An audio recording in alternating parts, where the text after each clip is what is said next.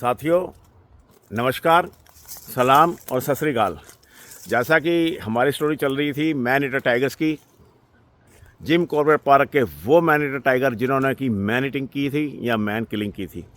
और ये जो टाइगर की स्टोरी हमारी चल रही है, ये चल रही है ढिडू नाम के टाइगर की, जिसने कि पहले डेविड हंट को मारा था और उसके बाद उसने एक अभागे मज़दूर को उठा लिया।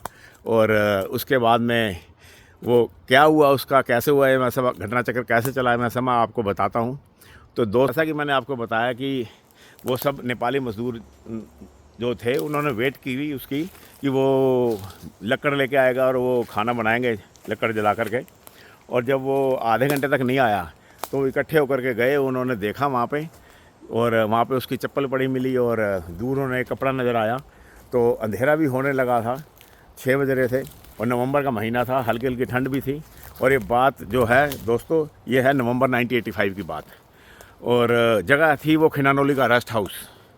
मेरे वो साथी जो कि जिम कॉर्बेट पार्क जाते रहते हैं उनको पता होगा खिनानोली के बारे में, वो वीआईपी रेस्ट हाउस है। और उन्होंने जा कर के हीरा सिंह को इन्फॉर्म किया।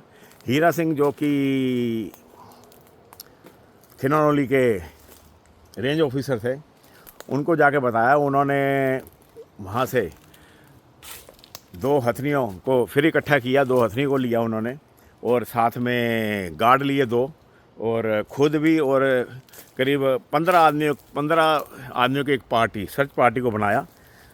और 2 हाथियों के साथ में जब वो आगे बढ़े तो उनको ज़्यादा दूर नहीं जाना पड़ा। उन्होंने देखा कि करीब 50 मीटर की दूर पे झाड़ियों में एक कपड़ा नज़र आ रहा है सफ़ेद सा। तो वो जब वहाँ पे गए तो वो उसकी कमीज़ थी, खेम बहादुर की शर्ट थी, उस शर्ट को उन्होंने देखा तो वो उसमें जगह जगह खून लगा हुआ था। तो वो समझ गए कि ये किसी जंगली जानवर का शिकार हो गया है, लेकिन वो जानवर कौन है इसका उन्हें कोई आइडिया नहीं था। और थोड़ा और आगे बढ़ने पर जब वो और आगे गए, घसीटन के निशान का पीछा करते गए और खून भी जगह जगह पड़ा हुआ मिल रहा था उन्हें। तो जब जैसे जैसे वो आगे बढ़ते गए और करीब 100 मीटर आगे बढ़ने के बाद में जो पैदल पार्टी थी वो तो वापस हो गई, क्योंकि उन्हें खतरा था। और जो हाथी वाले थे वो आगे बढ़ते गए, जो पैदल पार्टी में जो पैदल चल रहे थे 10 बंदों की एक टोली थी वो वापस आ गई। और जो 2 हाथियों के ऊपर थे वो आगे बढ़ते गए। और जब वो आगे गए तो वहाँ पर उन्होंने जाके देखा कि जो टाइगर है वो उसकी बॉडी के ऊपर बैठा हुआ है, खेम बहादुर की। और लेकिन उसने छोड़ा नहीं, उसको खेम बहादुर को छोड़ा नहीं और ग्राउलिंग करने लगा। और जो पार्टी वापस जा रही थी खिनानोली की तरफ, वो खिनानोली के पास पहुंच चुकी थी। उन्होंने ग्राउलिंग की जब आवाज़ सुनी तो वो भी घबरा गए, क्योंकि शेर जब ग्राउलिंग करता है तो 2-3 किलोमीटर तक उसकी शांत में आवाज़ पहुंच जाती है, जंगल का जो शांत वातावरण होता है। जब वो ऐसे ग्राउलिंग कर रहा था वो जल्दी से अपना निकल गए और जा कर के वहाँ पहुँच गए। और वहाँ जा कर के उन्होंने चैन की सांस ली, वो अपने को सेफ समझा। और जो हाथी पर थे और उन्होंने भी उसको बरामद करने की कोशिश नहीं की, क्योंकि वो अग्रेसिव हो रहा था।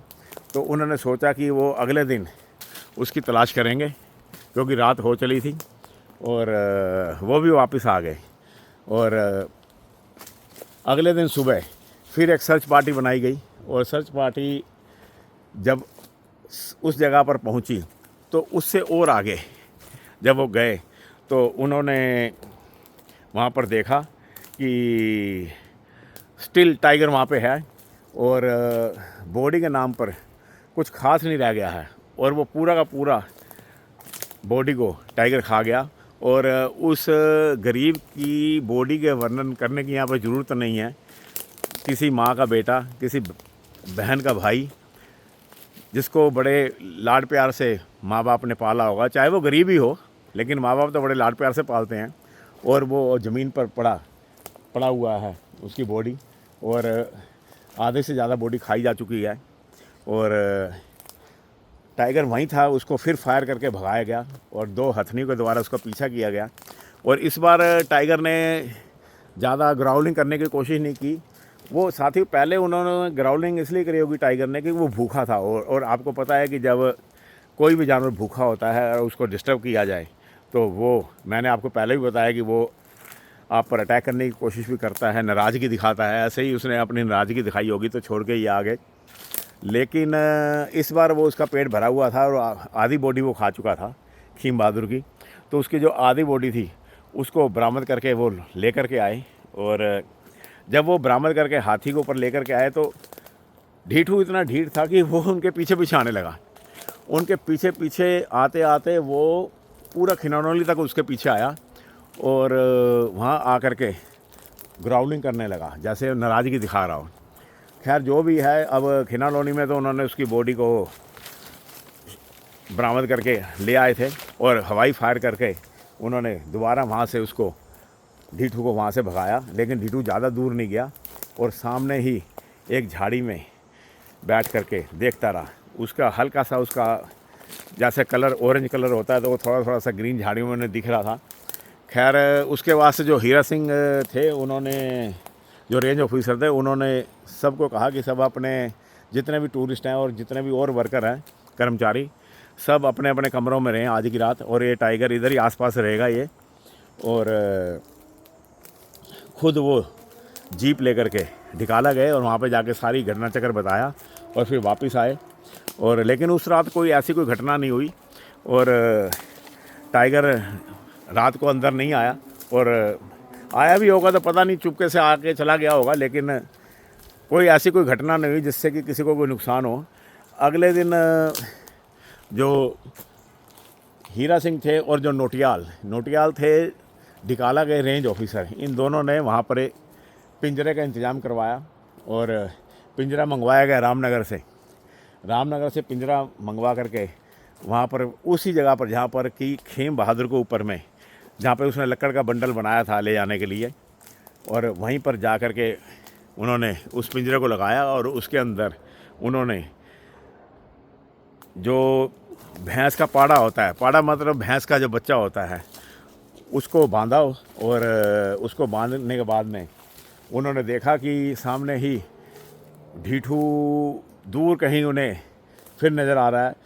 दोस्तों बात ऐसी हुई कि वहाँ पर जब उसने उसको खेम बहादुर को मारा तो उसके बाद से ढीठू खिनानोली के आसपास ही चक्कर काटने लगा।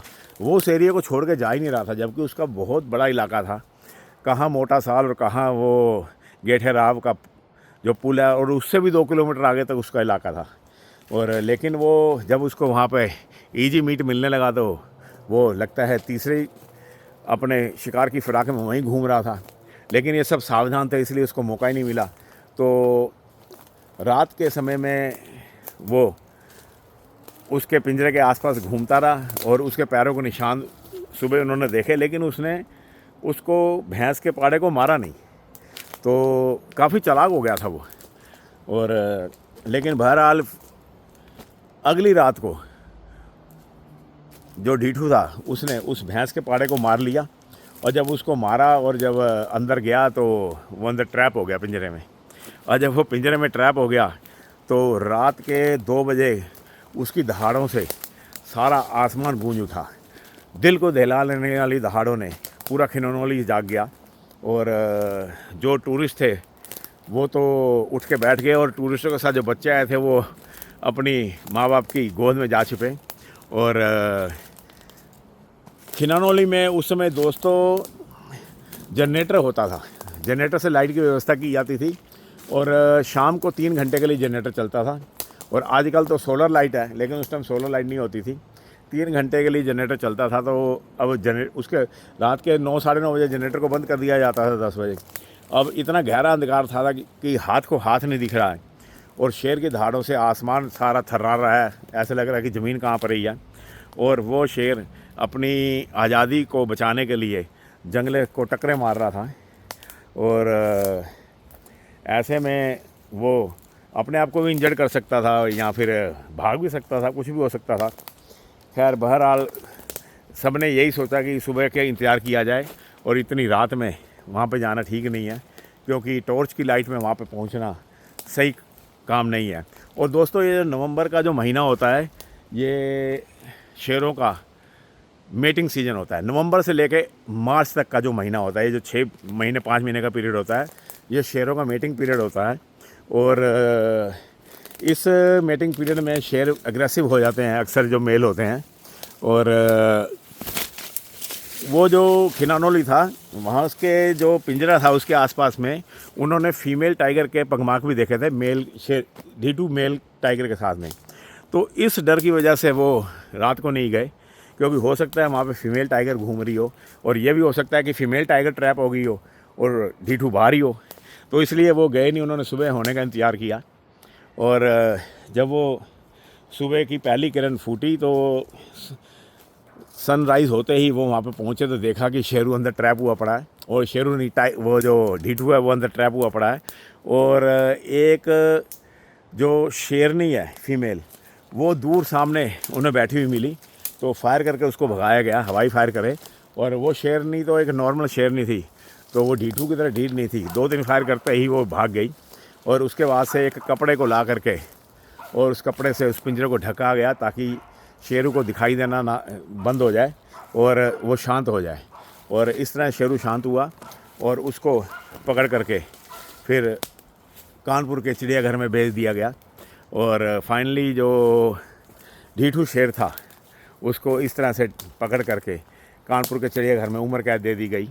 और मैं स्पेशल ढीठू को देखने कानपुर के चिड़ियाघर में गया था और उसको देख के आया था मैं।